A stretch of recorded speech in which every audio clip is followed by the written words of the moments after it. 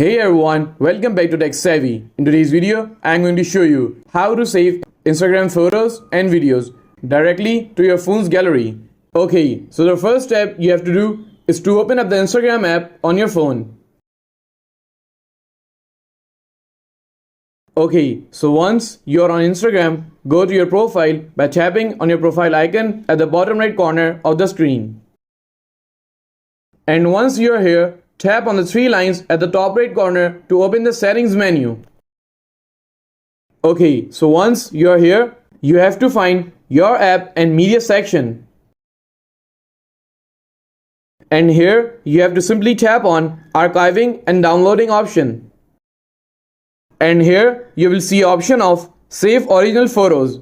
Simply toggle this on to save original photos automatically. And now the photos and videos that you take on Instagram will be automatically saved to your gallery. And that's it. Now you know how to save Instagram photos and videos directly to your gallery. If you found this video helpful, please give it a thumbs up and don't forget to subscribe to Tech Savvy for more helpful content. And I will see you in the next video. Thanks for watching.